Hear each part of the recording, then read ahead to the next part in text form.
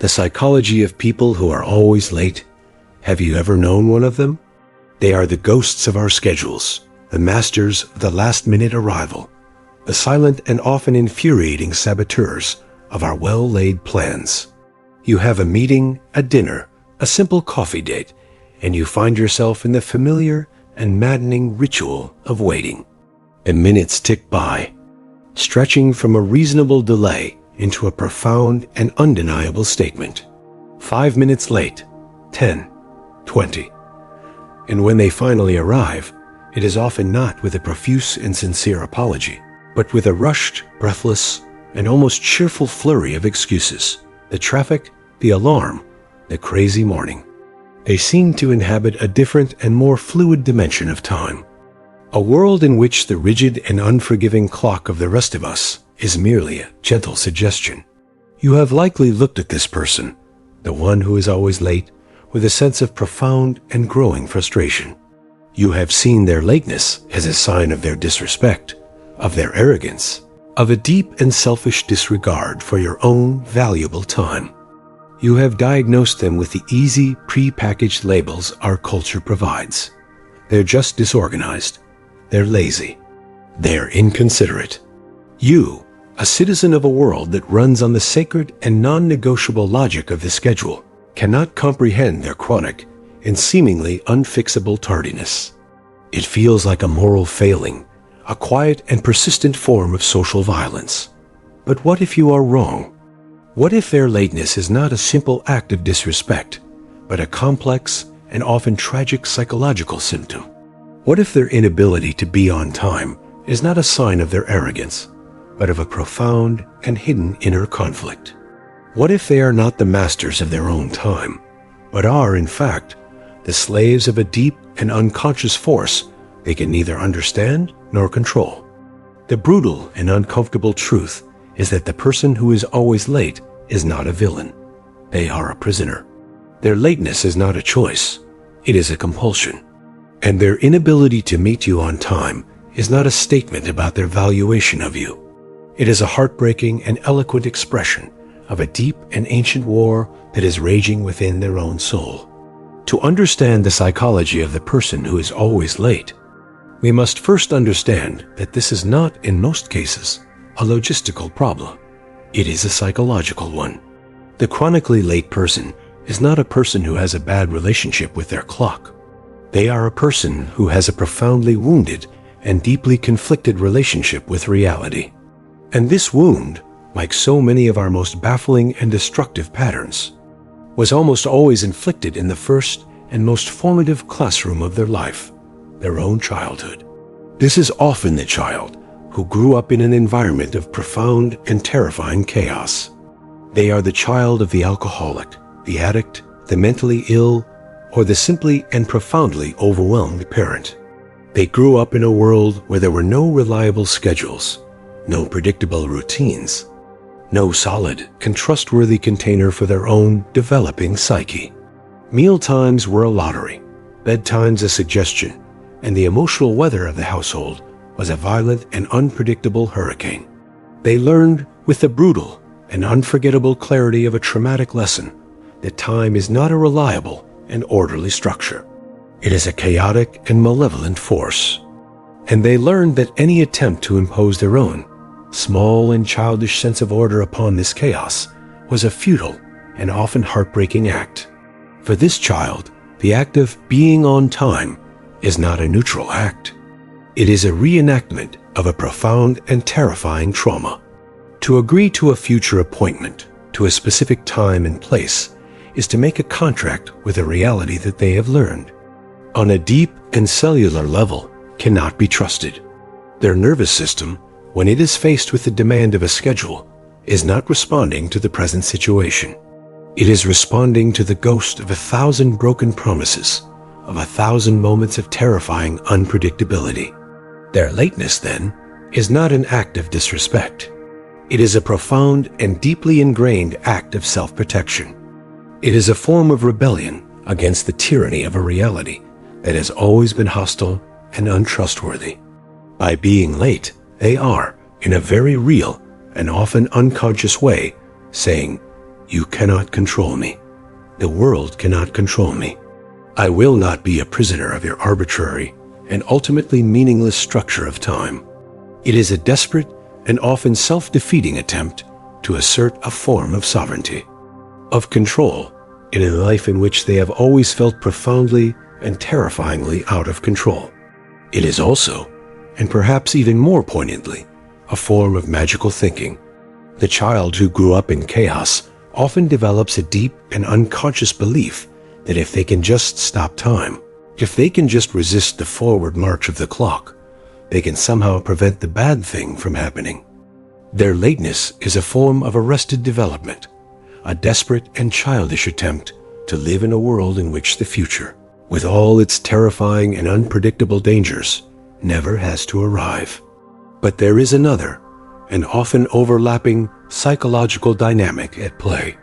This is the psychology of the person who is not just late, but who seems to be constitutionally incapable of starting any task until the very last possible second.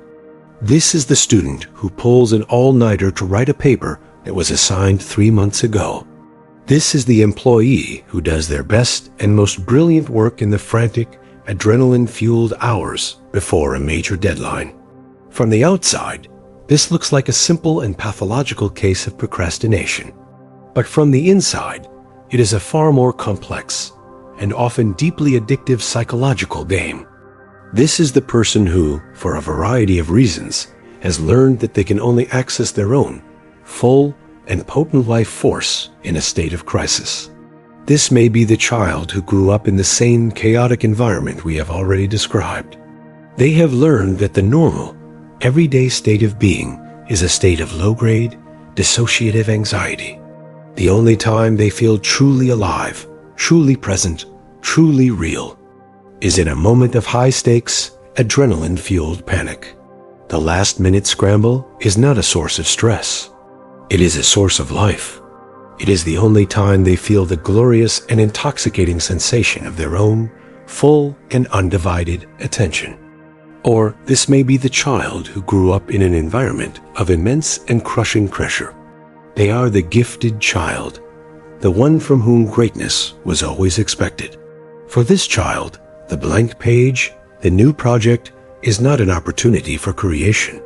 It is a terrifying stage upon which they are expected to perform an act of genius.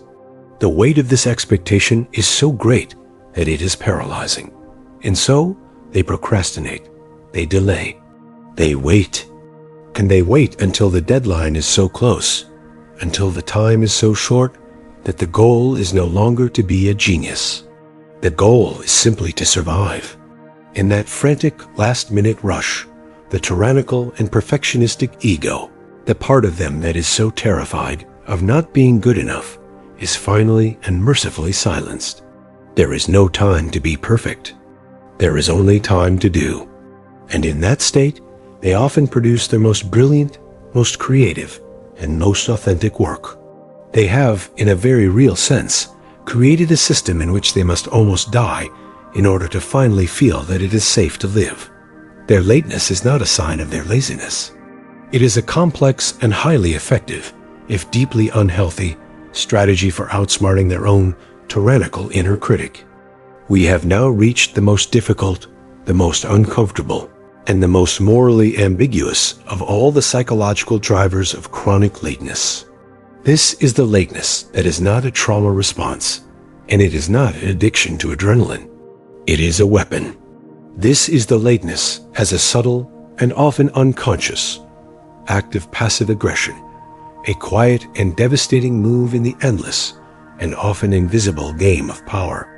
This is the person whose lateness is a rebellion, not against the abstract tyranny of time, but against the perceived tyranny of you. They are the employee who is chronically late for the meetings of the boss they secretly resent. They are the partner who is always late for the family dinner with the in-laws they despise. They are the friend who, feeling controlled or taken for granted in their relationship, begins to express their unspoken anger through the quiet and deniable violence of their tardiness. This is the anger of the person who cannot, or will not, say no directly. This is the person who has, as Carl Jung would say, a deeply repressed shadow. Their conscious persona is that of the nice, the agreeable, the compliant person. But their shadow, the disowned and enraged part of their soul, is screaming in protest. And since that scream cannot be let out through the mouth, it is leaked out through the clock. Their lateness is a form of protest. It is a quiet and powerful statement that says, "You may control my actions, but you do not control my soul.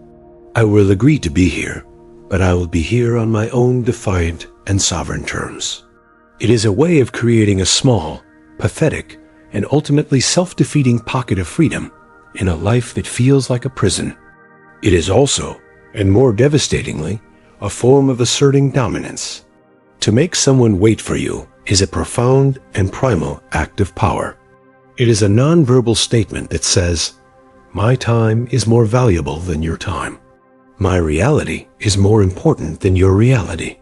I am the sun, and you are the planet that revolves around me." The chronically late person may consciously despise this interpretation. They will offer 1,000 rational excuses for their behavior. But on a deep and unconscious level, they are often deriving a profound and deeply satisfying sense of power from the very act that is causing so much chaos in their lives and so much pain in their relationships. Their lateness is not a flaw in their character. It is a central and essential part of it. It is the secret and shameful source of their own fragile and deeply insecure sense of their own importance. How does this person ever find their way back to a world of shared and respectful time? The path of healing for the person who is always late is a long, arduous, and profoundly counterintuitive journey. It has almost nothing to do with buying a better alarm clock or a new day planner. It is the sacred and terrifying work of healing the deep and ancient wounds that are the true source of their temporal chaos. The first step on this path is a radical and compassionate acknowledgement of the wound. You must be willing to look back at your own childhood, not with the adult's rationalizing, defending mind. "It wasn't that bad. My parents did their best," but with the child's honest, feeling heart. You must be willing to grieve for the safety and the predictability that you never had. You must allow yourself to feel the profound anger and sadness for the fear and the chaos that have shaped your entire life. This is not about blaming your parents. It is about validating your own experience. It is about finally giving your inner child the one thing they have always been denied, the acknowledgement that their fear was real, that the world was unsafe, and that their strategies of rebellion and control were brilliant and necessary acts of survival. The second step is the conscious and deliberate journey of reclaiming your anger and your no. If your lateness is a form of passive aggression, you must learn to be directly aggressive. This does not mean becoming an angry person. It means learning to feel the clean, pure, and life-giving energy of your own healthy anger. It means learning to set boundaries, to say no to the things you do not want to do, and to do so with a quiet, clear, and unapologetic voice. It means learning that your own authentic truth is not a weapon that will destroy your relationships, but is, in fact, the only possible foundation for a real and authentic one. Finally, and most terrifyingly, you must be willing to let go of the strange and addictive comfort of the crisis. You must be willing to start the task before it is a panic. You must be willing to arrive at the appointment with 5 minutes to spare. And you must be willing to sit in the profound and often unbearable discomfort of the stillness, of the silence, of the absence of the adrenaline.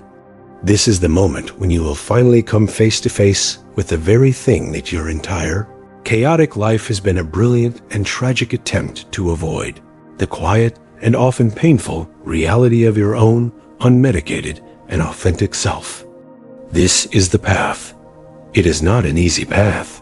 It is the journey of a lifetime, but it is the only journey that leads to a life of genuine freedom, a life that is not a frantic and perpetual reaction to the ghosts of the past, but is a calm, conscious, and deliberate creation in the present.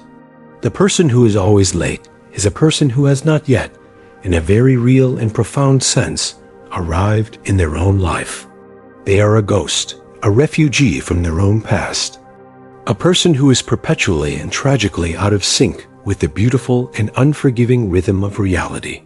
And the journey to be on time is not a journey of a few short minutes. It is the great and sacred journey of finally, and for the first time, coming home.